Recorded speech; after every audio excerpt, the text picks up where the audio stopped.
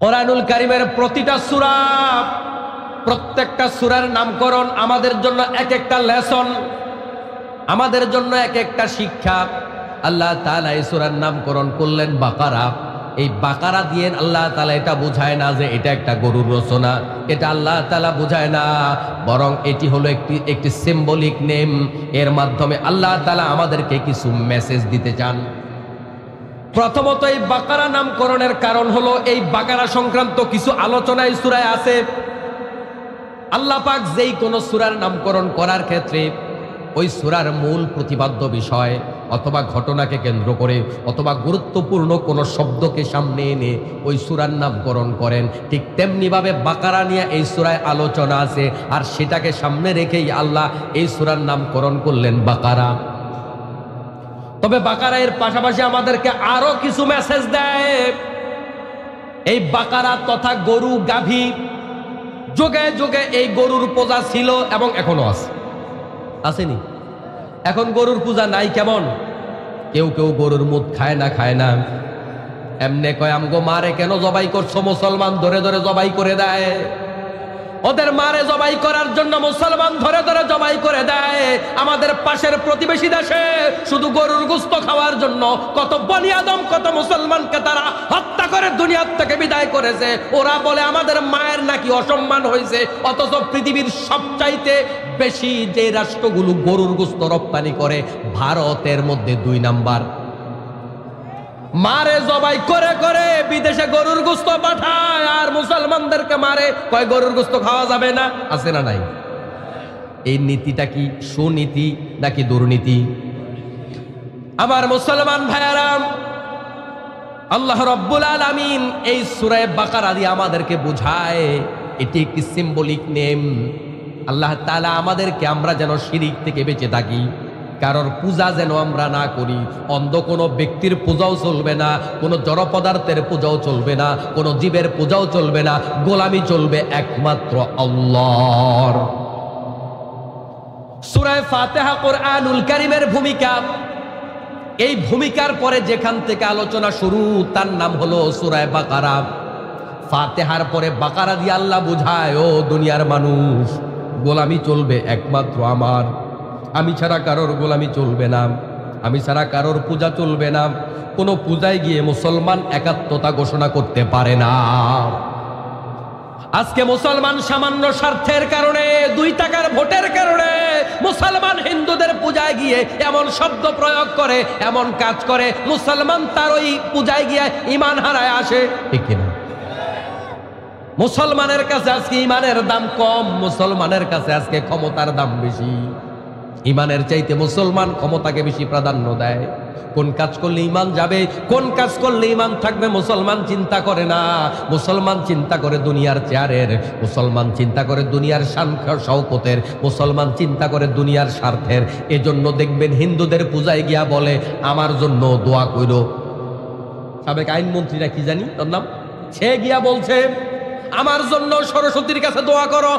মুসলমান কখনো সরস্বতীর কাছে দোয়া করতে পারে না। মুসলমান দোয়া করবে একমাত্র আল্লাহর কাছে। ঠিক না? মুসলমান কোন পূজায় যাবে না, মুসলমান কোন পূজার প্রসাদ খাবে না। পূজার প্রসাদ খাওয়া মুসলমানের জন্য হারাম, হারাম এবং হারাম। আমার প্রিয় হিন্দু ভাইয়ের আশপাশে যারা আছেন, ভুল বুঝার কোনো কারণ নেই। এদেশের মুসলমানরা তো এত সহজ সরল, এত আন্তরিক আপনাদের ব্যাপারে। আপনাদের পূজাগুলো আমার ভাইয়েরা পাহারা দিছে। ঠিক কিনা? পৃথিবীর কোথাও এরকম দৃষ্টান্ত আর কোন দেশ দেখাতে পারবে না। অথচ ভারত আমাদের উপরে মাতাব্বরি করে, সংখ্যালঘুদের নিরাপত্তা নিয়ে প্রশ্ন উঠায়। তোমার দেশে যেই পরিমাণ সংখ্যালঘু নির্যাতন হয়, পৃথিবীর কোন রাষ্ট্রে এই পরিমাণ সংখ্যালঘু নির্যাতন হয় না। আমাদের বাংলাদেশের সংখ্যালঘুরা স্বর্গে আছে, যেটা আর কোনো দেশে নাই। এদেশের মুসলমানরা হিন্দু ভাইদেরকে শত্রু মনে করে না, দ্বিতীয় শ্রেণীর নাগরিক মনে করে না। এদেশের হিন্দু ভাইয়েরা একসাথে পূজা রোজা মুসলমানরা হিন্দুরা একসাথে পালন করেছে। কোনো বার্গেনিং হয় নাই, কোনো ঠেলাঠেলি হয় নাই। শুধুমাত্র কিছু কুচক্রী মহল আমাদের সাথে হিন্দুদের দ্বন্দ্ব বাঁধিয়ে একটা ফায়দা তারা এখান থেকে হাসিল করতে চায়। ঠিক কিনা বলেন? আমাদের সাথে হিন্দু ভাইদের সাথে কোনো ঝগড়া ফাসাদ আছে নাকি? এই জন্য হিন্দু ভাইরা আমাদের কথায় ভুল বুঝবেন না, কারণ আমাদের এখনকার মেসেজ আমাদের জন্য, মুসলমানদের জন্য। তাহলে হিন্দুদের পূজায় যাওয়া মুসলমানের জন্য বৈধ না অবৈধ? আর যাবেন আপনারা? ওখানে গিয়া প্রসাদ খাওয়া হালাল না হারাম? ঢোল তবলা পিটানো হালাল না হারাম? হিন্দুদের পূজায় গিয়া কেউ যদি সমর্থন জানায় আর এটাকে ভালো বলে অথবা হিন্দুদের কোনো কার্যক্রমের সাথে অংশগ্রহণ করে, ওই ব্যক্তি সাথে সাথে মুসলমান থেকে মুশরিক হয়ে যায়। অথচ আপনি মুসলমান হিসাবে আপনার তো চোখের পানি আসার কথা, কারণ এই পূজায় আপনার রবকে বাদ দিয়ে আরেকজনের পূজা করা হয়, আরেকজনের গোলামি করা হয়। আপনি তো একজন মুসলমান হিসাবে ব্যথা পাওয়ার কথা, আপনি সেখানে গিয়া ঢোল তবলা পিডান কেমনে? আমার মুসলমান ভাইয়েরা, আল্লাহ রাব্বুল আলামিন এই সূরার 208 নম্বর আয়াত আমি আপনাদের সম্মুখে তেলাওয়াত করেছি। 208 নম্বর আয়াত। ফোনটা কেটে দেন না, ডিস্টার্ব হচ্ছে এখানে। আল্লাহ তাআলা এই সূরার আয়াতে আমরা কি বলছি আমরা একটু শুনি। আয়াত নাম্বার হচ্ছে 208। কত নম্বর আয়াত? মনোযোগিতা আপনাদের আছে নাকি? কথা বলেন। 208। আল্লাহ তাআলা বললেন, ইয়া আইয়ুহাল্লাযীনা আমানু দুখুলু ফিস সিলমি কাফা। ও হে ঈমানদারেরা, ইসলামে পরিপূর্ণ ঢুকে পড়ো, পরিপূর্ণ রূপে ইসলামে প্রবেশ করো। ওয়ালা তাত্তাবিউ খুতুওয়াতিশ শাইতান, শয়তানের পদাঙ্ক অনুসরণ করো না। ইন্নাহু লাকুম আদুউম মুবিন, এই শয়তান তোমাদের প্রকাশ্য চ্যালেঞ্জিং শত্রু। আল্লাহ ডেকে বলেন, ও ঈমানদারেরা, ঈমানদারদেরকে আল্লাহ পাক ডাকলেন। আমাদের ঈমান আছে না নাই? আল্লাহ পাক এখানে প্রকৃত ঈমানদারদেরকে বুঝায়, ও প্রকৃত ঈমানদারেরা, জান্নাতে যদি যেতে চাও তাহলে তোমাদের জন্য এই মেসেজগুলো। আর যদি জান্নাতে যাওয়ার শখ না থাকে, জান্নাতে যাওয়ার স্বাদ না থাকে, তাহলে আপনি যেমনি খুশি আপনি ইসলাম পালন করেন, আপনার ব্যক্তিগত ব্যাপার। তবে যদি জান্নাতে যাওয়ার স্বপ্ন দেখেন, তাহলে আল্লাহ যেভাবে বলে সেভাবেই ইসলাম পালন করতে হবে, ঠিক কিনা? জান্নাতের মালিক যিনি, তার কথা মেনেই জান্নাতে যাওয়া লাগবে। জান্নাত যিনি দেবেন তাকে মেনে জান্নাতে যাওয়া লাগবে। তিনি আমাদেরকে বলছেন, ও জান্নাত প্রত্যাশী মুমিনেরা, আমরা তো জান্নাতে যেতে চাই। সবাই জান্নাতে যেতে চান তো নাকি? জান্নাতে যেতে চাইলে ইসলামটা মানতে হবে আল্লাহর মতো করে। ইসলামটা আমার আপনার মতো করে মানলে চলবে না। এদেশের সব মানুষ ইসলাম মানে, এদেশের সব দলের লোক ইসলাম মানে। এদেশের সারসিনা চরমনাই, ফুরফুরা, আওয়ামী লীগ, বিএনপি, তাবলিগ, পাবলিক, জাতীয় পার্টি, জামাত ইসলামী, সবাই ইসলাম মানে নাকি মানে না? কিন্তু এই মানার মধ্যে একটা অসুবিধা আছে। এদেশের মানুষের একটা মৌলিক গলদ হলো এই, এদেশের মানুষ ইসলাম মানতে রাজি আছে, তবে সব জায়গায় ইসলাম মানতে রাজি নাই। এখানে আমার সামনে যারা বসে আছেন একজনও ইসলাম বিরোধী নয়। আমভাবে যদি হিসাব করেন, বাছাই করা কিছু ইসলাম বিরোধী লোক গোটা দেশে আছে, কিন্তু সাধারণভাবে যদি বলেন, এদেশের আওয়ামী লীগ বলেন, বিএনপি বলেন, জাতীয় পার্টি বলেন, জামাত ইসলামী বলেন, যারা বামপন্থী দাবি করে, দেখবেন ওদের মধ্যেও তো ইসলাম বিরোধী লোক খুব কম। ঘুরে ফিরে সবাই নিজের নাম মুসলমান রেখেছে, ঘুরে ফিরে সবাই দেখবেন জুমার নামাজে আসে, অথবা শবে বরাত, শবে কদরে আসে, অথবা ঈদের নামাজে আসে, অথবা অন্তত দিন শেষে নিজের জানাজা, বাপের জানাজাটা ইসলামী তরিকায় দিয়া তারপরে কবরে ঢুকায়। সবাই তো মুসলমান। আজকের জন্য আমাদের সমস্যা কোথায়? কি সমস্যা নিয়ে কথা বলা দরকার?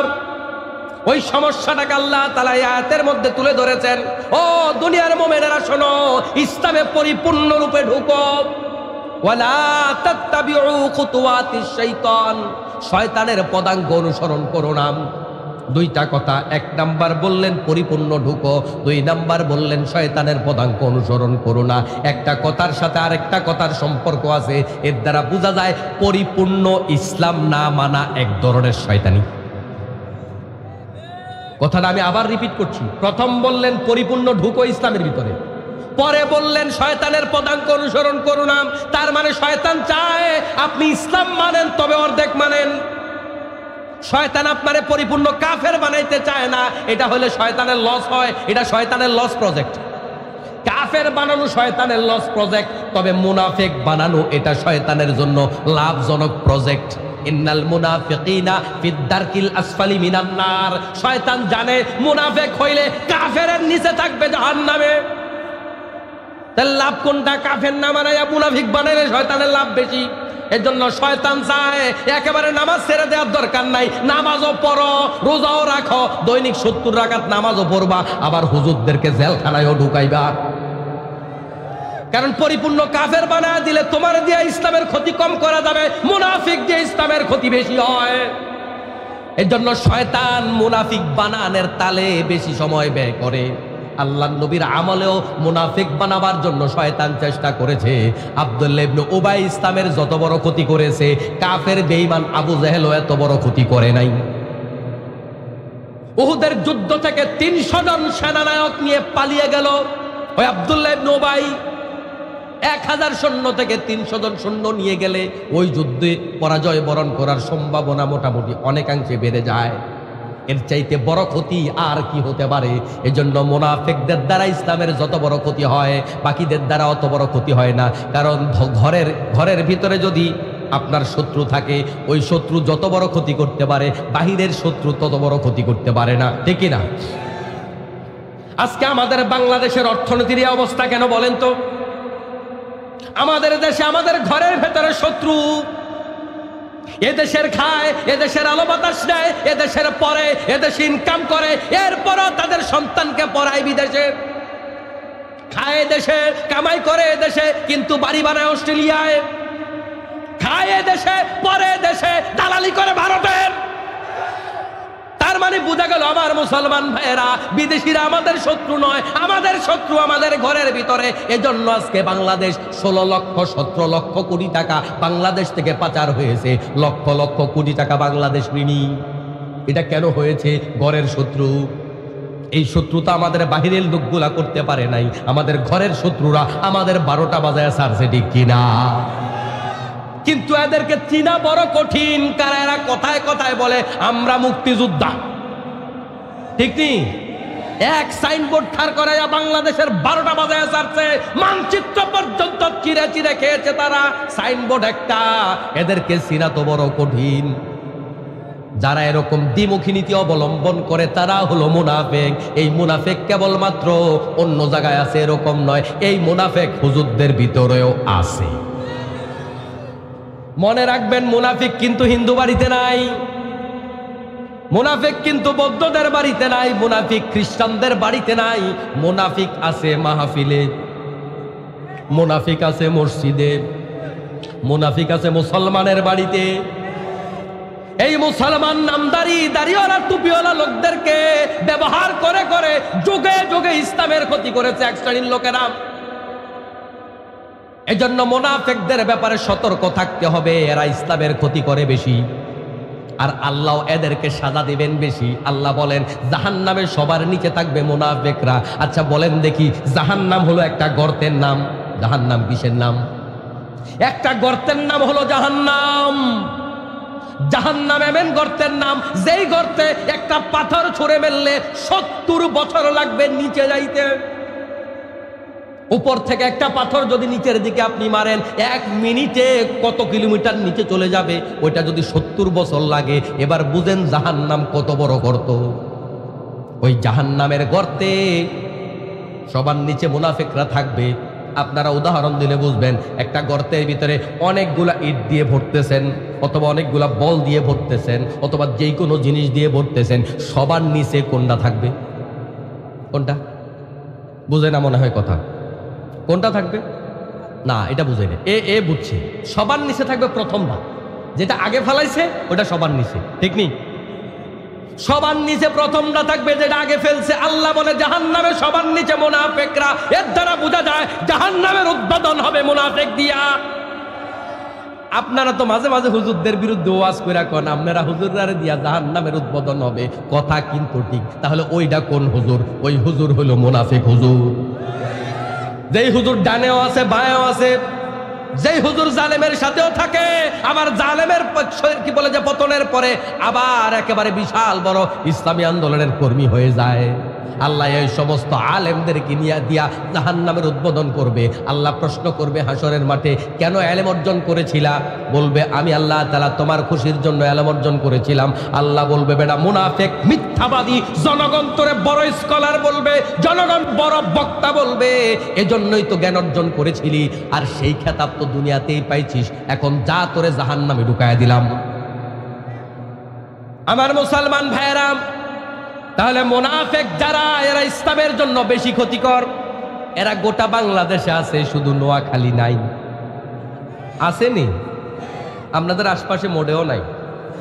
হ্যাঁ আছে না? পালাইছে? কইছে না দরজা টয় হাইতো না? দরজা হাইছে কেমনে? আমার মুসলমান ভাইরা, আল্লাহ রাব্বুল আলামিন মুসলমানদেরকে, মুমিনদেরকে বলেন, ও মুমিনেরা, ইসলামে পরিপূর্ণ ঢুকে যাও, শয়তানের পদাঙ্ক অনুসরণ করো না। এই দুইটা কথা স্পষ্ট আমাদেরকে মেসেজ দিল। শয়তান চায় আমরা যেন অর্ধেক অর্ধেক ইসলাম মানি। অর্ধেক অর্ধেক ইসলাম মানলে ইসলামওয়ালা যারা প্রকৃতপক্ষে, ওদেরকে এটা দলিল দেওয়া যাবে আমিও কিন্তু ইসলামের পক্ষের লোক। আমি এরকম বহু মাহফিলে বামপন্থী রামপন্থীদেরকে বলতে শুনেছি, হুজুর আপনারা খালি আমাদের বিরুদ্ধে ওয়াজ করেন, আমরা কি নামাজ পড়ি না, টুপি দেই না, দাড়ি রাখি না, আমরা কি মসজিদ মাদ্রাসায় দান করি না? মনে হয় যেন কে নিষেধ করছে। ওই সমস্ত লোকগুলো দেখবেন আমল আখলাক বেশি দেখায়। কেন? আমল আখলাক তো দেখানোর জিনিস না। ওরা বলে আমরা তাহাজ্জুদ নামাজ পড়ি, এটা বলার জিনিস না, দেখানোর জিনিস না। কেন দেখায়, কেন বলে? তার কারণ হলো এটা বলেই হুজুরদের 12টা বাজানো যায়। তাহলে শয়তানের টার্গেট হলো, শয়তানের কর্মসূচি হলো ইসলাম মানো, তবে অর্ধেক মানো। ও মুসলমান ভাইয়েরা, আল্লাহ পাকের বক্তব্য হলো ইসলাম মানবা তো পরিপূর্ণ মানবা। ঈমান আনলেই প্রকৃত মুসলমান হওয়া যায় না। এজন্য আল্লাহ তাআলা বলেন, ইয়া আইয়ুহাল্লাযীনা আমানু, ওহে তোমরা যারা ঈমান এনেছো, ইসলামে পরিপূর্ণ ঢুকো। আবার অন্য আয়াতে বলেছে, ওয়ালা তামুতুন্না ইল্লা ওয়া আনতুম মুসলিমুন, মুসলমান না হয়ে মারা যায়ও না। ইয়া আইয়ুহাল্লাযীনা আমানু আমিনু, আল্লাহ বলেন ওহে ঈমানদারেরা তোমরা ঈমান আনো। তার মানে মুখে মুখে ঈমান এনেছি এটা বললে ঈমানদার হয় না, প্রকৃত অর্থে ঈমানদার হও। মুখে মুখে ঈমানদার বাংলাদেশে তো সবাই, আমরা সবাই যদি আসলে ঈমানদার হইতাম তাহলে বাংলাদেশে অন্তত কিয়ামত হইতো না। আমি তো বলি গোটা বাংলাদেশে কিয়ামত, গোটা দুনিয়ায় কিয়ামত হবে, বাংলাদেশে কিয়ামত হবে না। যেই পরিমাণ মুসলমান আর ঈমানদার বাংলাদেশে বাড়ে, কিয়ামত হবে কেমনে আপনারা বলেন? আল্লাহর নবী বলেন, একজন ঈমানদার থাকলে, একজন আল্লাহ আল্লাহ বলার মতো লোক থাকলে কিয়ামত হবে না। তো বাংলাদেশে যেই পরিমাণ মুসলমান আর ঈমানদার আছে, আর যেই হারে প্রতিদিন বাড়তেছে মুসলমান, বাংলাদেশে কিয়ামত হয় কেমনে? নিশ্চিত বাংলাদেশে কিয়ামত হবে না। হবে? হবে নি? কেমনে হবে? মুসলমান তো বাড়ে। আসল কথা হলো বন্ধু, এই হাদিস থেকে বোঝা যায় আসলে আমাদের খাতা কলমে ঈমানদার বাড়তেছে, মুসলমান বাড়তেছে। হয়তো বা আল্লাহর দরবারে আমরা প্রকৃত মুসলমান হতে পারি নাই, এজন্য প্রকৃত ঈমানদারের সংখ্যা দিন দিন কমে যাচ্ছে। আর এই ঈমানদার কমতে কমতে যখন শূন্যের কোঠায় যাবে, তখনই কিয়ামত হয়ে যাবে, ঠিক কিনা? আমার মুসলমান ভাইয়েরা, শয়তান আল্লাহ পাকের কাছ থেকে পাওয়ার নিয়েছে। আল্লাহ তাআলা শয়তানকে যখন বলল আদমকে সিজদা করো, ফাসাজাদু ইল্লা ইবলিস, সবাই সিজদা করলো ইবলিস ছাড়া। আবা ওয়াস্তাকবারা ওয়া কানা মিনাল কাফিরিন, অহংকার করলো, আল্লাহর সাথে ধৃষ্টতা দেখালো, সে কাফিরদের অন্তর্ভুক্ত হয়ে গেল, সে আল্লাহর দরবার থেকে বিতাড়িত হয়ে গেল। এরপরে আল্লাহর কাছে চাইলো, আল্লাহ বিদায় তো আমারে করেই দিলা, বিতাড়িত করে দিলা, অভিশপ্ত করে দিলা, তবে তোমার কাছে কয়েকটা জিনিস চাই। আল্লাহ আমারে এমন হায়াত দাও আমি যেন একেবারে কিয়ামত পর্যন্ত বাঁচি। আল্লাহ আমারে এমন পাওয়ার দাও আমি যেন মানুষের রগে রন্ধ্রে রন্ধ্রে ঢুকে ঢুকে মানুষকে আমি যেন ওয়াসওয়াসা দিতে পারি, আমার যেন মানুষ টেন না পায়, মানুষ যেন আমার না দেখে, দেখলে তো পিটাই আমার, বুঝেন না? এজন্য আপনি শয়তানরে দেখেন না, শয়তান মরেও না। শয়তানের ওয়াসওয়াসা থেকে বাঁচা বড় কঠিন, কারণ শয়তানের অভিজ্ঞতা আপনার চাইতে কম না বেশি, জ্ঞান কম না বেশি, বয়স কম না বেশি? শয়তানের চাইতে বয়স বেশি এখানে কেউ আছেন নাকি? তাহলে শয়তান আল্লাহর কাছে চাইছে, আল্লাহ আমি যেন না মরি কিয়ামত পর্যন্ত। শয়তানের হায়াত বেশি, শয়তান মরে না। এই দুনিয়াতে মানুষ শয়তান যেডি আছে এডিও মরে না। শয়তান কি একরকম না দুই রকম? মিনাল জিন্নাতি ওয়ান নাস, একটা মানুষ শয়তান, একটা জিন শয়তান। এটা তো আমি বলি নাই, আল্লাহই বলেছে। শয়তান দুই প্রকার। দেখবেন ভালো মানুষ তাড়াতাড়ি মরে, যেগুলা শয়তানের হাড্ডি এটি সহজে মরে না। শয়তান আল্লাহর কাছ থেকে পাওয়ার চাইলো, আল্লাহ আমার তো বিদায় করে দিলে, এবার আমার এই কয়েকটা জিনিস একটু দাও। আল্লাহ কয় যা দিলাম। এবার শয়তান আল্লাহর সাথে চ্যালেঞ্জ করে, আল্লাহর পাওয়ার লইয়া, নিজের তো পাওয়ার নাই, পাওয়ার তো আল্লাহর থেকে নিছে। এবার আল্লাহর সাথে চ্যালেঞ্জ করে, আমি ওয়াদা দিলাম, কথা দিলাম, তোমার একটা গোলামরেও জান্নাতে যাইতে দিব না। তোমার গোলামদেরকে আমি গুনাহগার বানাইয়া, জালেম বানাইয়া জাহান্নামে ঢুকাবো। আমি তাদেরকে সামনের দিক থেকে হামলা করব, পেছনের দিক থেকে হামলা করব, ডান দিক থেকে হামলা করব, বাম দিক থেকে হামলা করব। এগুলো আমি বানিয়ে বলছি না, হাদিসের মধ্যে এসেছে। শয়তান এইভাবে দিক বলে বলে আল্লাহর সাথে চ্যালেঞ্জ করেছে, চতুর্মুখে হামলা করব। কেমনে তোমার গোলামরা জান্নাতে যায় আমি শয়তান দেখে রাখবো। আল্লাহ কয়, শয়তান শোন, আমার গোলামরা গুনাহ কদ্দুর করতে পারে আমার তো জানা আছে। এর গুনাহ করার ক্ষমতাই আছে আর কদ্দুর, এর হায়াত আছে আর কদ্দুর, এর পাওয়ার আছে কদ্দুর আমি তো জানি। এক গোলাম কয়টা গুনাহ করবে, ওই গোলাম যদি গুনাহ করতে করতে সাগরের ফেনার তুল্য গুনাহ করে, খুব বেশি তওবা করা লাগবে না, খুব বেশি কাঁদা লাগবে না। একটা ফোঁটা চোখের পানি যদি আমি আল্লাহর কাছে ফেলতে পারে, ওই এক ফোঁটা চোখের পানি দিয়া গোটা জীবনের সব গুনাহ মাফ করে দেব। আল্লাহু আকবার। আল্লাহ আমাদের ক্ষমা করতে চায়, আমরা ক্ষমা নিতে চাই না, আমরা আল্লাহর কাছে চাই না, ধন্না দেই না। অথচ আল্লাহ প্রতি রাত আমাদেরকে ডাকে, খালি সবে কদরে নয়, সবে বরাতে নয়, প্রতি রাতে আল্লাহ আমাদেরকে ডাকে, বান্দা কার ক্ষমা লাগবে, কার রিজিক লাগবে, কার কোন অসুবিধা বল, আমি তোদের অসুবিধা দূর করে দেই। আল্লাহ আমাদেরকে ক্ষমা করতে চায়। আমরা যতটা না ক্ষমা নিতে চাই, তার চেয়ে আল্লাহ ক্ষমা বেশি করতে চায়। সুবহানাল্লাহ। এজন্য হাদিসে কুদসির মধ্যে এসেছে, কোন ব্যক্তি যদি আল্লাহর দিকে এক বিঘত হাঁটে, আল্লাহ তার দিকে এক হাত আগায়। সুবহানাল্লাহ। কোন ব্যক্তি যদি আল্লাহর দিকে হেঁটে হেঁটে আগায়, আল্লাহ তাকে ক্ষমা করবার জন্য তার দিকে দৌড়াইয়া দৌড়াইয়া আগায়। আল্লাহু আকবার। তাহলে বান্দা আগায় আল্লাহর দিকে হেঁটে হেঁটে, আল্লাহ আগায় বান্দার দিকে দৌড়াইয়া। আল্লাহ তাআলা আমাদেরকে নিজের থেকে ক্ষমা করে দিতে চায়, আল্লাহ আমাদেরকে জাহান্নামে দিতে চায় না। এজন্য এই আয়াতে আল্লাহ আমাদেরকে শয়তান থেকে, শয়তানের ওয়াসওয়াসা থেকে বাঁচতে বলেছে। ও দুনিয়ার মুসলমানেরা শুনে রাখো, শয়তান তোমাদেরকে একেবারে বেনামাজি বানাইয়া, নাস্তিক মোরতাদ বানায়া দিতে চায় না। শয়তান চায় তোমাদেরকে সুকৌশলে মুনাফিক বানাইতে। এখন শয়তানের ট্যাবলেট এটা বাংলাদেশের মানুষ খাইছে না খায় নাই? খাইছে মানে ভালোভাবে খাইছে। এদেশের মানুষ জীবনটারে ভাগ করছে, কত বড় বাটপার দেখেন। জীবনটা ভাগ করে কি করছে, এক ভাগ আল্লাহরে দিছে, বাকি 2 ভাগ 3 ভাগ আরেকজনকে দিয়ে দিছে। ধর্মীয় জীবন এটা আল্লাহর নবীর তরিকায় চলবে, রাজনৈতিক জীবন এটা শেখ মুজিবের তরিকায় চলবে, এরপরে অর্থনৈতিক জীবন এটা মাওসদিগর তরিকায় চালা, সাংস্কৃতিক জীবন ভারতের তরিকায় চালা। জীবন ভাগ করে দিছে। জীবনটা 4 ভাগ যে আপনি করলেন, বাকি 3 ভাগ কি আপনারা দিছে? সব জীবনের মালিক কে বলেন?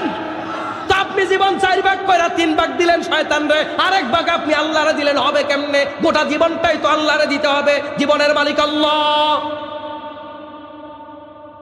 তো বাংলাদেশের মানুষ খুব চালাক মনে করছে, এগুলা বলে বলে ফেরেশতারে ফাঁকি ঝুঁকি দিয়া জান্নাতে চলে যাবে। ফেরেশতারে ফাঁকি দিয়া কি জান্নাতে যাওয়া যায়? আল্লাহর আদালতে ফাঁকি দিয়া কি পার হওয়া যায়? বাংলাদেশের জেলের তালা ভাঙ্গা বের হওয়া যায়, জেলখানার থেকেও আসামি পালায়া যায়, কিন্তু আল্লাহর আদালত থেকে আসামি পালানোর কোনো রাস্তা নাই। আল্লাহ তাআলা 70,000 শিকল দিয়া বেঁধে, 70,000 ফেরেশতা দিয়া ওই জাহান্নামরে টেনে হাসরের মাঠে হাজির করবে। জাহান্নাম দূরে থাকবে না, জান্নাত থাকবে দূরে, জাহান্নামকে কাছে নিয়ে আসা হবে, এখান থেকে ধরে ধরে জাহান্নামে ফেলে দেওয়া হবে। তাহলে বাঁচার কোনো রাস্তা তো নাই, পালিয়ে যাবেন কোথায়? আমার মুসলমান ভাইয়েরা, আল্লাহ রাব্বুল আলামিন আমাদেরকে আদেশ করেছেন ইসলামে পরিপূর্ণ ঢোকার জন্য। এই দেশের মানুষ শয়তানের ট্যাবলেটটা খেয়েছে, জীবনটাকে ভাগ ভাগ করে কিছু অংশে আল্লাহকে মানে, কিছু অংশে আল্লাহকে মানে না। একই মানুষ দেখবেন আল্লাহু আকবার বলে নামাজ শুরু করে, আল্লাহু আকবার বলে তারাবির নামাজ পড়ে, আল্লাহু আকবার বলে জানাজার নামাজ পড়ে। ওই মানুষটাই বাজারে যখন হঠাৎ করে আওয়াজ শোনে নারায়ে তাকবীর আল্লাহু আকবার, ওই জামাত ইসলামের মিছিল চলে। কিরে ভাই, নারায়ে তাকবীর আল্লাহু আকবার কি জামাত ইসলামের স্লোগান নাকি? কথা কন না কেন? এটা কি জামাত ইসলাম বানাইছে নাকি? এটা তো আল্লাহর দেয়া স্লোগান। আপনার এমন কেন মনে হলো? এটা তো আপনার জীবন, এটা তো আপনার মরণ। এই নারায়ে তাকবীর নিয়ে বাঁচতে হবে, নারায়ে তাকবীর নিয়ে মরতে হবে। এটা জীবনের শুরু থেকে শেষ পর্যন্ত আল্লাহ আপনার আমার জন্য বাধ্যতামূলক করেছে। দুনিয়াতে আসার পরে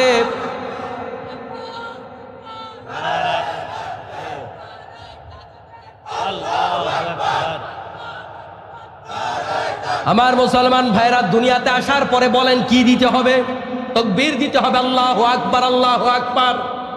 এখন আমরা তো এত আপডেট মুসলমান হইছি, আমাদের সন্তানদের কানে আজান অত ঠিক মতো দেই না। আমার মনে হয় হিসাব করলে আপনি দেখবেন 50% সন্তানের কানে এখন আজান দেয়া হয় না। আজানটা শোনাইতে হবে দুনিয়ায় আসার সাথে সাথে, যেন ওই সন্তানটা দুনিয়ায় আসার পরে আগে আল্লাহর নামটা শোনে। অথচ সন্তান হিন্দি গান শুননা শেষ, এখনো আজান দেওয়া হয় নাই। ওই সন্তান ভালো হবে কেমনে? তার কানে তো আগে আল্লাহর নাম শোনাইতে হবে। আল্লাহর নামটা কিভাবে শোনাবেন? তাকবীর দেয় যেভাবে, আল্লাহর নাম হবে সেভাবে। নবুয়তির সূচনা হলো তাকবীর দিয়ে, ইয়া আইয়ুহাল মুদ্দাত্তির কুম ফাআনদির ওয়া রাব্বাকা ফাকাব্বির। ও কম্বলওয়ালা শুয়ে আছেন কেন? শুয়ে থাকা আপনার দায়িত্ব নয়, উঠুন, জাতিকে সতর্ক করুন। ওয়া রাব্বাকা ফাকাব্বির, তাকবীর দেন। নামাজ পড়বেন, আল্লাহু আকবার ছাড়া নামাজ হবে না। আল্লাহু আকবার না বললে নামাজ হয়নি, আল্লাহু আকবার না বললে নামাজ হবে না।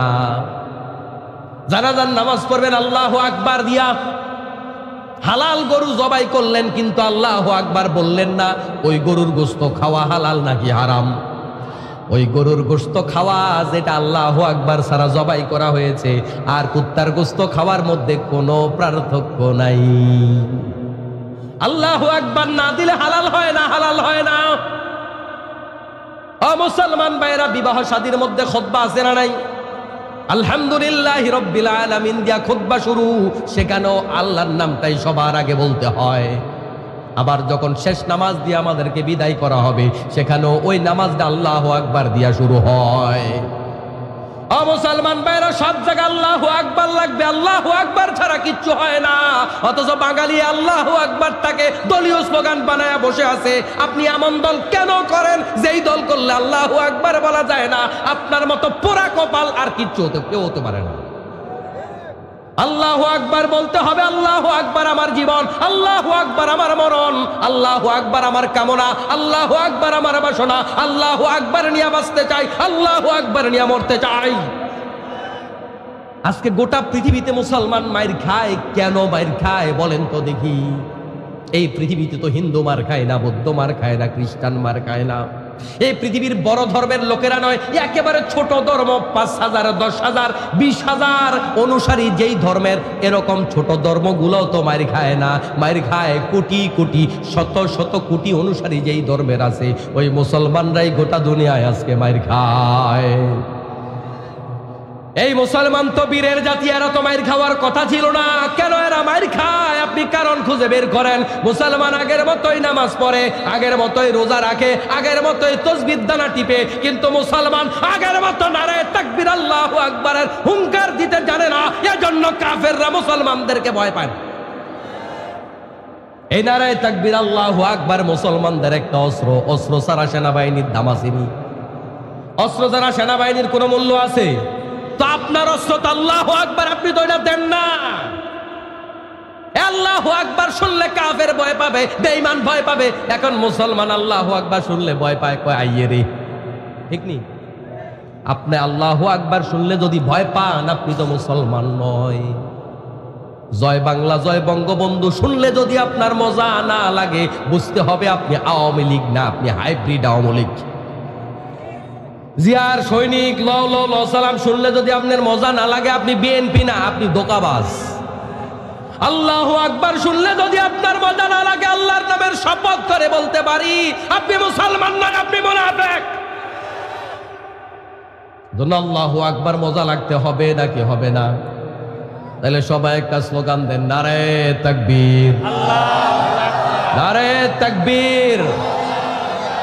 আওয়াজ হয়েছে, তবে এই আওয়াজ না। আপনারা 2 টাকার হারুয়া রুটি খাইয়া অমক ভাই তমক ভাই যত জোরে কন, অত জোরে হয় নাই। ঠিক নেই? সবচাইতে চরিত্রহীন লোকটা, ঠিক আছে, শক্তি পরীক্ষা হলো আর কি।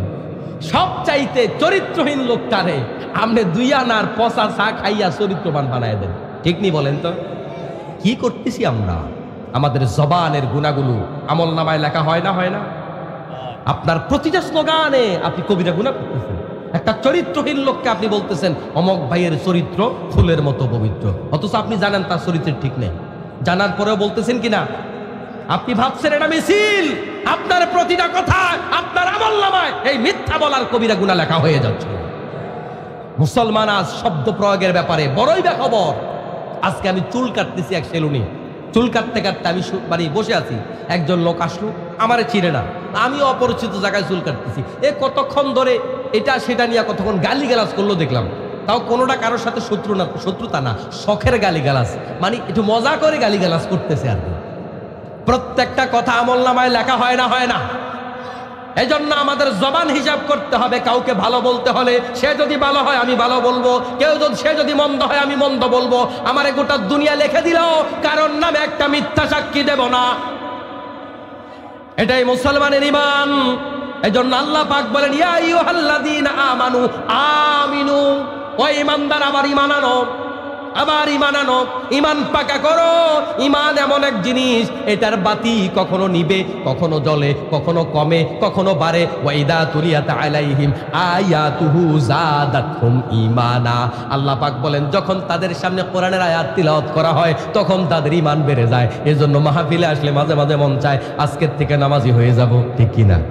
এটা ঈমান বাড়ার কারণ, এটা ভালো লক্ষণ, এটা আল্লাহই বলছে। তাহলে আল্লাহর কালামের কথা শুনলে ঈমান কি হয়ে যায়? বেড়ে যায়।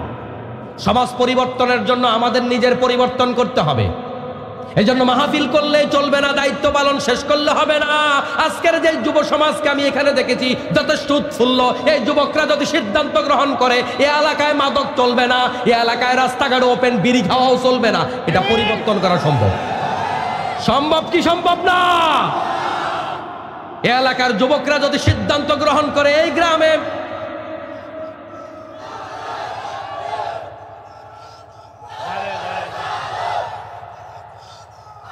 আমার মুসলমান ভাইয়েরা, এই গ্রামের যুবকরা যদি সিদ্ধান্ত গ্রহণ করে এখানে কোনো যৌতুক চলবে না, সম্ভব কি সম্ভব না?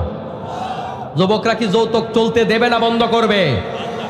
এই গ্রামে গায়ে হলুদের নামে কোনো অশ্লীলতা চলবে না। এবার যে আসতে কইছে, ও যুবক, তোমার কাছে যে এই জিনিসটা এখন শখের মনে হয়, তুমি যখন বৃদ্ধ হয়ে যাবা, তোমার কাছে যখন মনে হবে কাজটা গুনার, সেখান থেকে তুমি ফিরে আসতে পারবা না। এই গায়ে হলুদের মতো নোংরামি, অশ্লীলতা, বেহায়াপনা এবং এগুলার ভিতরে ঢুকে আবার মাদক, এটার মাধ্যমে আমাদের ইসলামের গুরুত্বপূর্ণ বিধান, এই বিবাহ শাদীটা, এটা তো রাষ্ট্রীয় কালচার নয়, এটা তো আল্লাহর দেয়া বিধান। ওই বিধানটাকে কলঙ্কিত করে বিবাহের শুরুটাই হয় আমাদের গজব দিয়া। এই জন্য আমাদের ঘরে এখন আর ভালো সন্তান হয় না। যে বিয়া গজব দিয়া শুরু হয়, ওই বিয়ার কারণে ভালো সন্তান হবে কেমনে? ভালো সন্তান হতে হলে তোমার আমার বিয়াটাকে পবিত্র করা দরকার। মেয়ের বাপের বাড়িতে চাপাচাপি এ এলাকা আসেনি? হ্যাঁ, 3 কলসি দুধ নিয়ে না যাওয়া লাগবে, তারপরে 2 ছড়ি কলা নিয়ে যাওয়া লাগবে, 10 কেজি ইলিশ মাছ নিয়ে যাওয়া লাগবে, 3 ঠ্যাংওয়ালা একটা ছাগল নিয়ে যাওয়া লাগবে। আসেনি? আছে এগুলো। যারা করবেন তারা নির্লজ্জ, তারা বেহায়া, তারা অসভ্য, তারা ইতর, তারা ছোট লোক। কোন ছেলের বাবারা এগুলা মেয়ের বাবার বাড়ির থেকে আবদার করবেন না। আপনি উল্টা রসম চালু করেন, বেয়াই সাহেব আমি আপনাকে এগুলা গিফট করলাম, যদি আপনার তৌফিক থাকে। মেয়ের বাবা আপনারে দিলে আপনি নিতে পারবেন, আপনি দেন না। আপনি মেয়ের বাবারে দেন না, গিফট তো গিফট, হাদিয়া তো হাদিয়া, আপনি দেন মেয়ের বাবারে। আপনি ছাগল পাঠান মেয়ের বাপের বাড়িতে, খালি আপনি নিবেন কেন? এটা কেমন কালচার?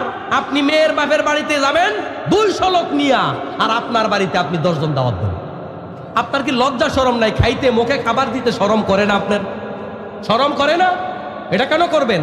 কেন কথাগুলো তুলে এনেছি আপনি জানেন? এই অসঙ্গতিগুলার কারণে প্রত্যেকটা পরিবারে দ্বন্দ্ব, কলহ, অশান্তি। কারণ প্রত্যেকটা বাবা চায় তার মেয়েটাকে ভালো রাখতে, কিন্তু ছেলের কি বলে যে ছেলের চাপাচাপির কারণে, জামাইয়ের চাপাচাপির কারণে ওই মেয়ের বাবাগুলো অতিষ্ঠ, ঋণ করতে হয়, লোন করতে হয়, কত কষ্ট করে ধার করে খরচ করে এরপরে মেয়েটাকে তার স্বামীর বাড়িতে ভালো থাকতে দেয় তার বাবা। আপনি তার উপর জুলুম করেছেন, আপনি জুলুম করেছেন।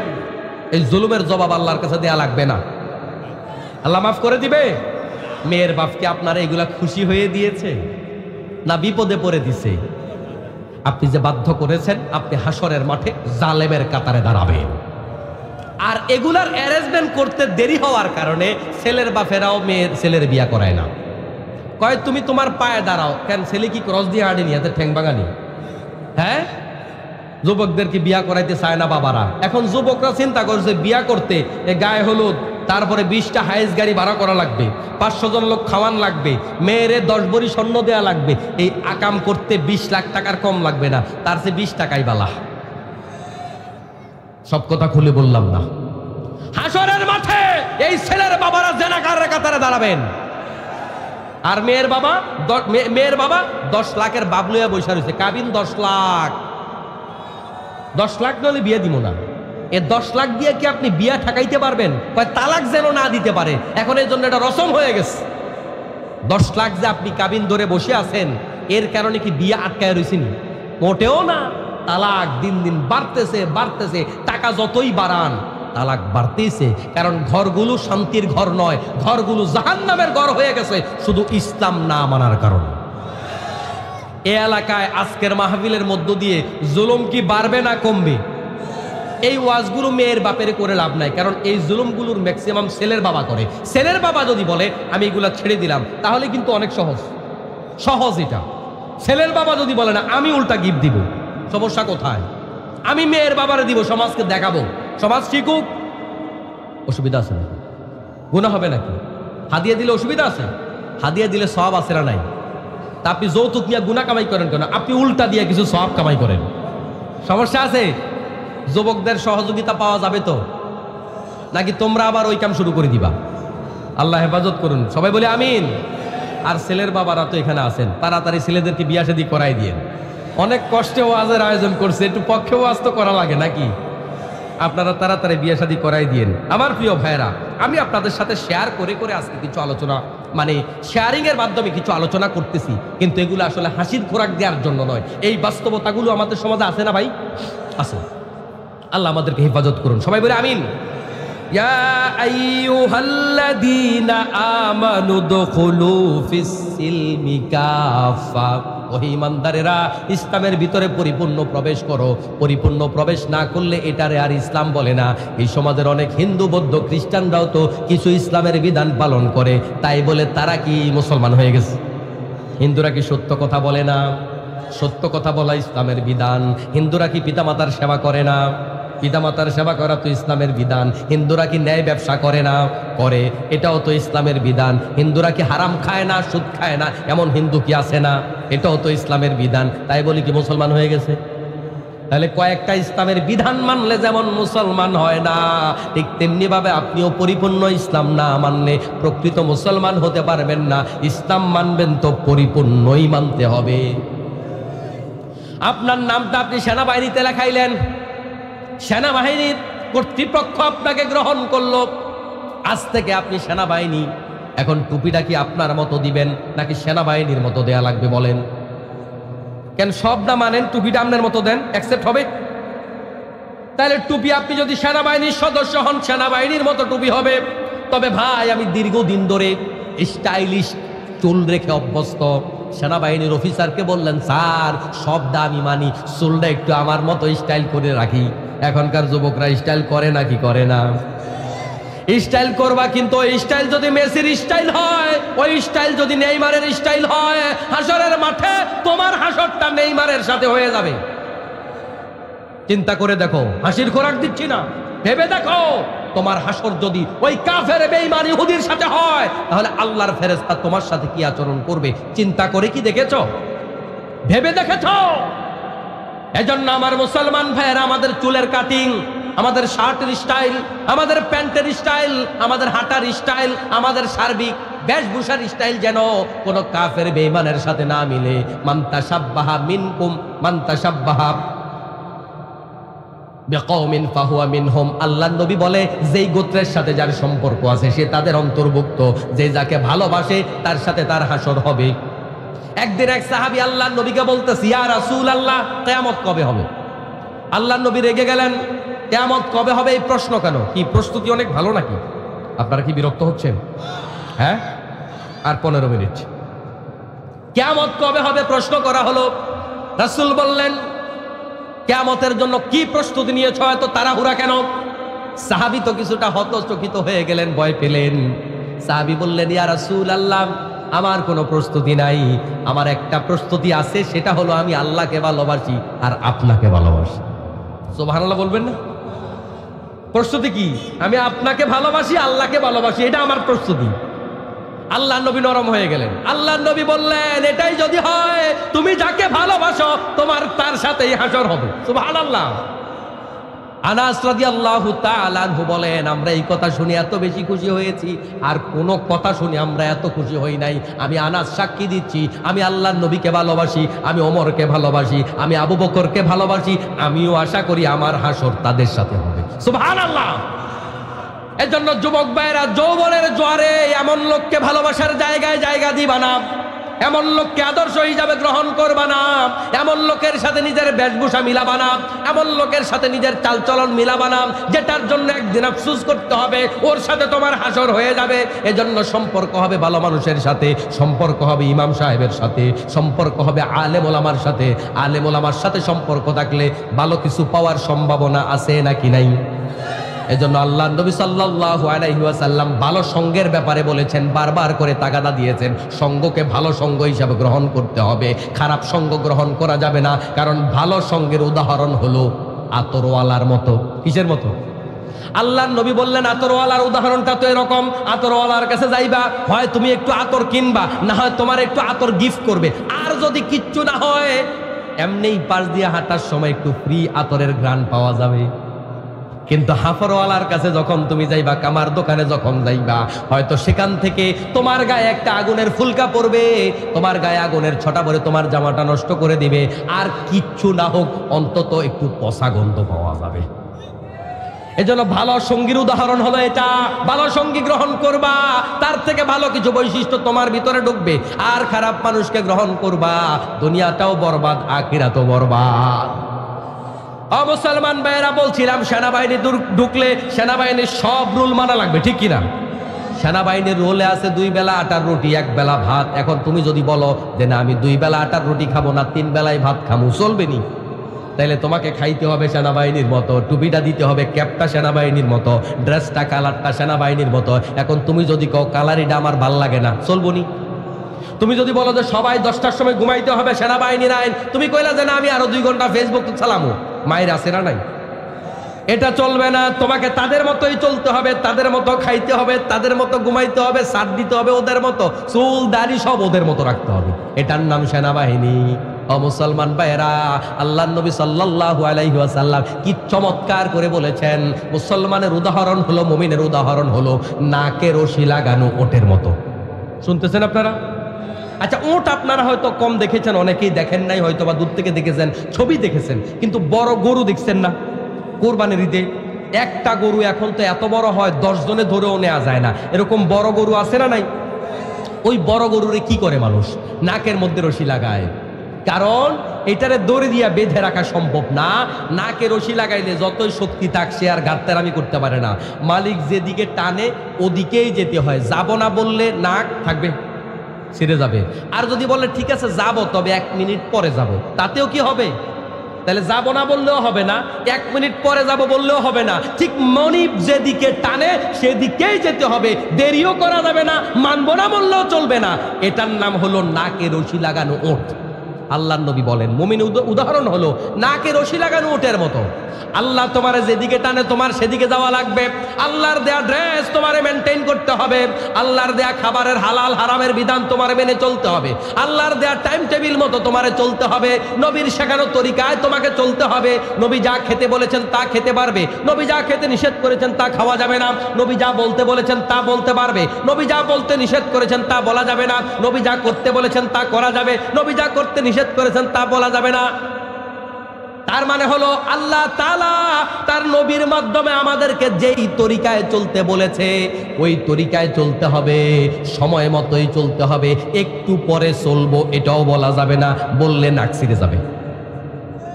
এজন্য ইসলাম মানবো একটু পরে মানবো এটা নয়। নাকে রশি লাগানো উট যেমন একটু পরে মনিবকে মানবো এটা বলতে পারবে না। এখন আমরাও বলতে পারবো না বুড়া হইলে ইসলাম মানবো। আমরা তো এটা বলি একটু পরে হুজুর ইসলাম মানবো, তবে আরো কয়দিন পরে দাড়ি রাখবো, আর কয়দিন পরে। নবীর উদাহরণ কি? এক উদাহরণ দিয়ে কত বড় শিক্ষা দিয়েছেন বিশ্ব নবী। তার মানে আমরা যারা এই আশায় বসে আছি এখন দাড়ি রাখবো না, মাইয়া বিয়া দেওয়ার পরে দাড়ি রাখবো, তাহলে আপনি তো নবীর শেখানো ইসলাম মানেননি। নবী বলেছেন নাকে রশি লাগানো ওটের মতো হইতে হবে। ইসলাম মানবে তো এখন মানবেন। আপনি নামাজি হবেন, প্রকৃত মুমিন হবেন, তাহলে এখন তওবা করেন, আজকের মাহফিল থেকে তওবা করেন। আপনি চিন্তা করেছেন আগামী রোজার থেকে ভালো হইয়া যাবো, এরকম আগামী রোজার থেকে ভালো হইয়া যাবো এরকম বহু মানুষ গোরস্থানে শুইয়া আছে, তাদের জন্য আগামী রোজা আর আসে নাই। তাহলে আজকের মাহফিলে যারা এসেছে আমরা নামাজ কি আগামী রোজার পরে পড়বো না এখন থেকে? কারা কারা এখন থেকে আর নামাজ ছাড়বেন না একটু হাত তোলেন সাহস কইরা দেখি। নারায়ে তাকবীর। আল্লাহ তুমি আমাদের হাতগুলা কবুল করো, আমিন। মাহফিল আইসা বিপদে পড়ছি, হাতটা তুললে ওয়াদা করা লাগছে, তাই না? প্রিয় ভাইরা আমার শুনুন, আগামীকাল যখন আপনি এক ওয়াক্ত নামাজ ছাড়তে যাবেন আপনার বিবেক আপনাকে তাড়া করবে যে আমি গতকালকে ওয়াদা করছিলাম হুজুরের সাথে। এই তাড়া করার কারণে কিন্তু আপনি নামাজের দিকে এক কদম আগায়া যাবেন, ঠিক কিনা বলেন? তাইলে ওয়াদা করা তো উপকার হয় নাই? ওয়াদা করা তো উপকার হয়েছে। সময় পাবে না তো এখন মনে হয় নামাজ টামাজ পড়ার টাইম হয়েছে নাকি? আমি আপডেট পোলাফান এখনো পর্যন্ত। আমার কত বন্ধু বান্ধব কত সঙ্গী, একটু অসুস্থ হয়ে দেখো তোমার পাশে একটা সঙ্গীও নাই। আল্লাহর ডাকতে শরম লাগে, জিকির করতে শরম লাগে, নামাজ পড়তে শরম লাগে, পাঞ্জাবি টুপি গায়ে দিতে শরম লাগে। তুমি একটু অসহায় হয়ে দেখো, বিপদে পড়ে থেকো, অসুস্থ হয়ে দেখো, কোনো তোমার পাশে নেতা নাই, খেতা নাই, তখন তুমি আল্লাহ আল্লাহ করবা। আল্লাহ ছাড়া কেউ নাই। বিপদে পড়ে আল্লাহকে ডাকার চাইতে বিপদের আগে আল্লাহকে ডাকা ভালো। বিপদের আগে আল্লাহকে ডাকলে আল্লাহ হয়তো তোমার বিপদ কাটায় দিতে পারে, ঠিক কিনা? তাহলে আজকে আমরা যে ওয়াদা দিয়েছি নামাজ ছাড়বো না, এই ওয়াদাটা আমরা রাখবো তো? আরো আসতে কোন ইনশাল্লাহ। কোন সুদের কাজ কারবার এই এলাকায় চলবে না। পারবেন? আসতে পারবেন? পারবেন? কম খাবো না খাবো, কষ্টে থাকবো, সুদ খাবো না, সুদ দেব না, হারাম খাবো না, হারাম দেব না। এই দেহের ভিতরে যতদিন বেঁচে থাকবো একানার হারাম ঢুকাবো না। ওয়াদা করো আল্লাহর সাহায্য তোমার জন্য নেমে আসবে। আমি যুবকদের জন্য স্পেশালি একটা কথা বলতে চাই, আমাদের বাংলাদেশ অভাবের দেশ নয়, সঠিক সিদ্ধান্তের অভাব। কাজের ক্ষেত্রে কোনো লজ্জা করবা না, কাজের ক্ষেত্রে কোনো লজ্জা নয়। তুমি ঝালমুড়ি বিক্রি করো, কোনো অসুবিধা নাই। তুমি বাদাম বিক্রি করো, কোনো অসুবিধা নাই। একেবারে ছোট্ট একটা ব্যবসা শুরু করো, কোনো অসুবিধা নাই। অনলাইন ব্যবসা আমার চাইতে যুবকরা ভালো বুঝে। অনলাইন ব্যবসা করো, কোনো অসুবিধা নাই। কাজ করার মধ্যে মাটি কাটো, কোনো অসুবিধা নাই। এখন অত্যাধুনিক কৃষি যন্ত্রপাতি বের হয়েছে, ওই যন্ত্রপাতি ব্যবহার করে কৃষি পণ্যের দাম তো অনেক। সব পণ্যের যেহেতু দাম বেড়েছে, 1 কেজি সবজি কিনতে গেলে 100 টাকা লাগে, 80 টাকা লাগে। তুমি সবজি চাষ করো, 1 বছরে লাখপতি কোটিপতি হওয়া সম্ভব, ঠিক কিনা? কিন্তু শরম আমরা করবো না। বিদেশ যায় কি করবো? ওই টয়লেট সাফ করবো। আমি দেখেছি, আমি অনেকগুলা রাষ্ট্রে এটা দেখেছি, সৌদি আরব, তারপরে বাহরাইন, তারপরে সিঙ্গাপুর, মালয়েশিয়া আমি দেখেছি। তাই এই দেখি বাঙালি চেহারা দেখলে তো বোঝা যায়। কি খবর ভাই, কি কাম করেন? ওই যে ময়লা সাফ করি। বাংলাদেশে করতে রাজি না, ওখানে ময়লা সাফ করবে, কিন্তু এখানে করতে রাজি না। কাজে কোনো লজ্জা নয়। কাজ করে তুমি ভাঙা সাইকেল চালাও, লজ্জা নয়। বাপের টাকায় তুমি বড় বড় পালসার গাড়ি চালাও আর অ্যাক্সিডেন্ট করে রাস্তায় পড়ে থাকো, এটার ভেতরে লজ্জা। বাপের টাকায় চালাবে কেন? তোমার টাকায় তুমি বাইক কিনো। কথা কি বুঝতে পারছেন? বাপের টাকায় বাইক কেনার জন্য যারা নিয়ত করছে ওদের জের আওয়াজ কমে গেছে। তোমার টাকায় তুমি করো, তুমি বাপের টাকায় কিনবা কেন? তুমি কি জানো যুবক, চিন্তা করেছো কখনো তোমার বাবা না খেয়ে তোমাকে বাইক কেনার টাকা দেয়? তোমার বাবার জামাটা ছিঁড়া, তুমি খেয়াল করো নাই, তুমি নতুন জামা গায়ে দিচ্ছ। তোমার বাবার জুতাগুলো বারবার সেলাই করে পায়ে দিচ্ছে, আর তুমি একটা জোড়া থাকতে তোমার বাবাকে বাধ্য করতেছো আরেক জোড়া কিনে দেওয়ার জন্য। তোমার বাবা চাল আনতে, নুন আনতে, পান্তা পুরায়, ওই তোমার বাবাকে তুমি কক্সেস বাজার যাওয়ার জন্য বারবার চাপ প্রয়োগ করে তার গলা চিপে তার পকেট থেকে টাকা নিচ্ছ তুমি। এই জন্য আমাদেরকে ক্রিয়েটিভ হওয়া দরকার, আমাদেরকে সৃজনশীল হওয়া দরকার। আমরা কাজ করব, ছোটকাল থেকে পিতামাতার কাছে সহযোগিতা করব। এরপরে আমার একটা বয়স হয়েছে, আমি এখন কাজ করব। আগের থেকে চিন্তা করব। হঠাৎ করে কেউ বিল গেটস হয়ে যায় না, হঠাৎ করে হয় না। আগের থেকে ব্যবসায়িক চিন্তা আমার মাথায় থাকবে। এদেশের যুবকরা চাকরি করবে, চাকরির পিছনে পড়তে পড়তে মাথা শেষ করে। পড়াশোনা করতে হবে, কিছু লোক বিসিএস হবে, কিন্তু সবাই চাকরি করা কেন লাগবে? চাকর হওয়া লাগবে কেন? তুমি চাকর হইবা কেন? তুমি মালিক হও। কথা বুঝেন নাই বলেন? চাকর হইতে চায় কেন এই দেশের যুবকরা জানেন? চাকর হইলে লাভ আছে। এই দেশের কি বলে যে মেয়ের বাবারা এত বড় বোকা, যেই ছেলে মালিক তার কাছে মেয়ে বিয়ে দেয় না, যেই ছেলে কামলা দেয় চাকর ওর কাছে মেয়ে বিয়ে দেয়। ছেলে সরকারি চাকরি করে, সরকারি চাকরি করা মানে কি চাকর, তো সরকারি চাকরি করে তার কাছে বিয়ে দেয়। বেতন পায় কত? 16,000 টাকা। মেয়ের বাবার চিন্তা হলো 16 পাইলে অসুবিধা নেই, 5, 16, 80,000 টাকা ওই আরেক রাস্তায় আসবে। হারামখোরের কাছে মেয়ে বিয়ে দেয়, ও হলো চাকর। কিন্তু আরেকটা ছেলে উদ্যোক্তা হয়েছে, 1 লাখ টাকা কামাই করে, ওইটারে পছন্দ হয় না। আমাদের দেশে ভালো জিনিসের মূল্যায়ন হয় না। এই দেশে যেই সমস্ত লোকগুলো ভালো কাজ করে মেধাবী, এরা হচ্ছে দুর্ভাগা, কারণ মেধাবীদেরকে এদেশ মূল্যায়ন করে না।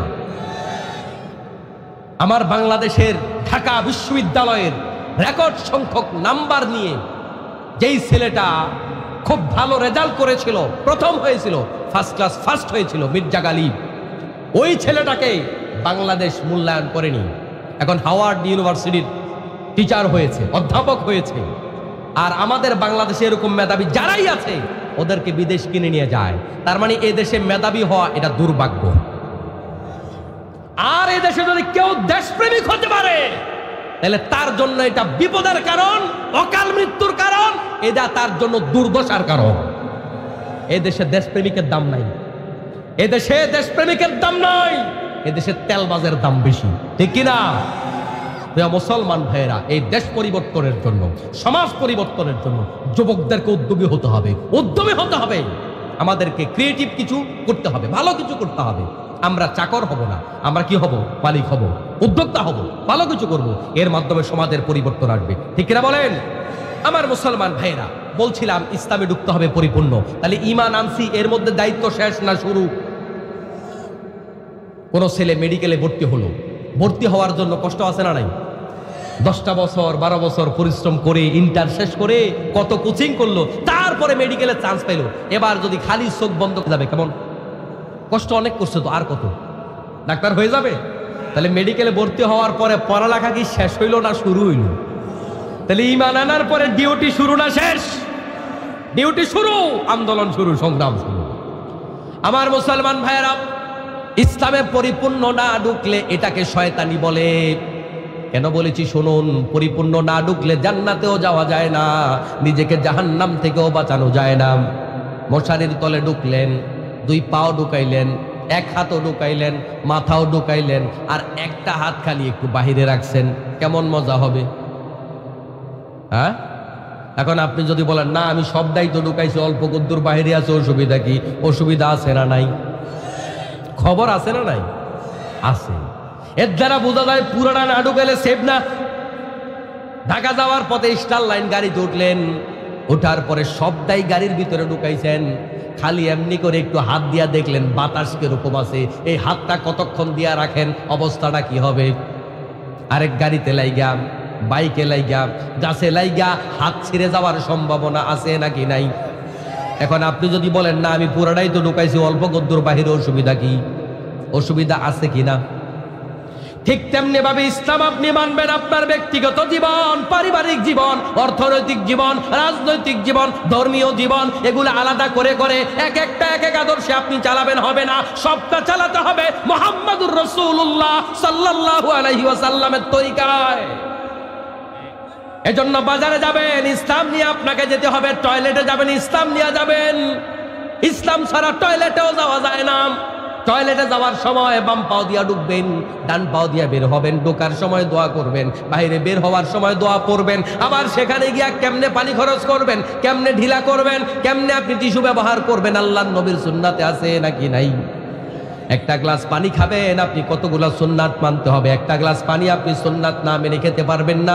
যদি আপনি প্রকৃত মোমেন হয়ে থাকেন, আপনি বসে পানি পান করবেন, পরিষ্কার পানিটা দেখে পানি পান করবেন, তিন ঢোকে পানি পান করবেন, ডক করে পানি পান করবেন না। আগে বিসমিল্লাহ বলবেন, পরে আলহামদুলিল্লাহ বলবেন। ভাত খাইতে বসেছেন, আপনি সামনের দিক থেকে খাবার শুরু করবেন, খাবারগুলা চিবিয়ে চিবিয়ে খাবেন, খাবার আস্তে আস্তে ধীরস্থির করে খাবেন, খাবার মনোযোগিতার সাথে খাবেন। খাবারের শুরুতে বিসমিল্লাহ বলবেন, লাকাল হামদু ওয়া লাকাশ শুকরু মাঝখানে বলবেন, এরপরে শেষে গিয়ে আবার দোয়া পড়বেন। তাইলে আপনি খাওয়ার জন্য সুন্নাত কতগুলো?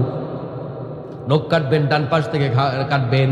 নখ কাটার ক্ষেত্রে সুন্নাত আছে। থুতু ফেলবেন, আপনি কাবার দিকে থুতু ফেলবেন না, এটা আপনার আদব রক্ষা হয় না। তারপরে আপনি হাঁটবেন, ডান পাশ দিয়ে হাঁটবেন। আপনি যা করবেন, আপনি ঘুমাতে যাবেন, ডান কাতে ঘুমাবেন। আপনি স্ত্রীর সাথে একান্তে সময় কাটাবেন, সেই জায়গাতেও আপনি একটু দোয়া পড়বেন। সেই জায়গাটাতেও আপনি নিয়ম মেনে চলবেন, সেখানেও আপনি সীমা লঙ্ঘন করতে পারবেন না। এত ছোট কাজগুলা যদি আল্লাহর আইন মেনে করা লাগে, নবীর সুন্নাত মেনে করা লাগে, তবে শুধু সংসদটা মন মতো চালান যাইব। কথা কয় না কেন? এত ছোট্ট জিনিস যদি আল্লাহর আইন মেনে করতে হয়, আল্লাহর আইন মেনে চলতে হয়, নবীর তরিকা মেনে করতে হয়, চলতে হয়, তাহলে অবশ্যই ওই মহান সংসদ আল্লাহর আইন নবীর তরিকায় চালাতে হবে। বাজার আল্লাহর আইন নবীর তরিকায় চলবে। মসজিদ কেবল আল্লাহর আইন নবীর তরিকায় চলবে না, মসজিদের বাহিরে হাটে ঘাটে মাঠে সব জায়গায় চলবে আল্লাহর আইন নবীর তরিকা। এর নাম হচ্ছে উদখুলু ফিস-সিলমি কাফা, ইসলামে পরিপূর্ণ রূপে। আপনি যাবেন কোথায়? নাপিত দোকানে যাবেন, আপনি সেখানে গিয়ে দাড়িটা কেমনে সাট দিবেন, মুছগুলা কেমনে কাটবেন, চুলগুলা কেমনে কাটবেন, আল্লাহর নবীর বিধান মতোই কাটবেন। বিয়েটা কেমনে করবেন, আল্লাহর নবীর বিধান মতো করবেন। আপনি কয়টা বাচ্চা নেবেন, কয়টা নেবেন না, এটা আল্লাহর নবীর বিধান মতো। নাকি দুইটার বেশি নয়, একটা হইলে ভালো, না হইলে আরো বালা। ঠিক নেই? হ্যাঁ, 22 বছরের আগে বিয়া করা যাবে না, 21 বছরের আগে বিয়া করা যাবে না, কি আইন? তবে 21 বছরের আগে প্রেম করতে কোনো সমস্যা নাই। যেই সংসদে আইন পাশ করে, ওই সংসদের সামনে অবৈধ কপতি বসে থাকে, খবর নয়। কিন্তু বৈধভাবে কেউ বিয়া করতে গেলে বিয়া ভাঙ্গা দেয়, আছে না নাই? আমাদের সমাজ এমন সমাজ ভাঙতে জানে, ওই সমাজ গড়তে জানে না। 18 বছরের নিচে মেয়ের বিয়া, পুলিশ গিয়া বিয়া ভাঙ্গা দিছে। আমি জানতে চাই, এই সমাজে যেই মেয়েগুলার বয়স বাড়তে বাড়তে 30 বছর হয়ে গেছে, কয়টা মেয়ের বিয়ের ব্যবস্থা পুলিশ গিয়া করেছে? তার মানে কি আমরা ভাঙতে জানি, গড়তে জানি না? 16 বছরের সময় বিয়া করেছে মরহুম শেখ মুজিবুর রহমান। এখন 21 বছরের নিচে যদি বিয়াটা বৈধ না হয়, আর ওই বিয়াটারে যদি এই সূত্রের আলোকে অবৈধ ঘোষণা দেয়া হয়, তাহলে আমাদের পতিত স্বৈরাচার প্রধানমন্ত্রী সুসন্তান না কুসন্তান? সূত্র তো হেতারার, আইনকে আমরা বানাইছি না, আইন তো হেতারা দিছে, আমরা কি দোষ? কি দুইটার বেশি নেওয়া যাবে না? আদর্শ হইল রবীন্দ্রনাথ ঠাকুর। রবীন্দ্রনাথ ঠাকুর তার বাপের সম্ভবত 8 নাম্বার সন্তান। এখন দুইটার বেশি যদি না নেওয়া যায়, রবীন্দ্রনাথের বাপ যদি এই আইনটা মানতো, তাহলে রবীন্দ্রনাথ তো দুনিয়া আইতো না। কারণ দুইটার বেশি নেওয়া যাবে না তো। কথা কি বুঝতে পেরেছেন? এই সূত্রগুলো আমাদেরকে খাওয়াইয়া মুসলিম নিধনের একটা অভিযানে তারা নেমেছে। সন্তান যত বেশি, বরকত তত বেশি। সন্তান বেশি দেখলে আবার অনেকে হাসে, অনেকে টিটকারি মারে। না, এটা আমাদের ঐতিহ্য। খাওয়ানোর মালিক কে? খাবারের জন্য সন্তান খুন করবেন না। আপনি কত খাবেন, আল্লাহর জমিন তার চাইতে বেশি খাবার দেওয়ার জন্য আল্লাহ পাক প্রস্তুত করে রেখেছে।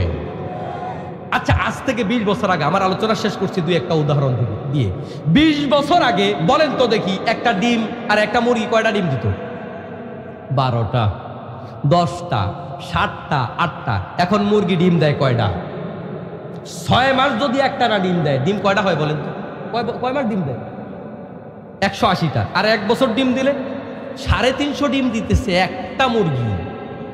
আপনি আগে পাইতেন ধরেন গড়ে 10টা, এখন 350 দিলে কত পাচ্ছেন আপনি? 35 গুণ বেশি। বাংলাদেশের মানুষ কয় গুণ বাড়ছে?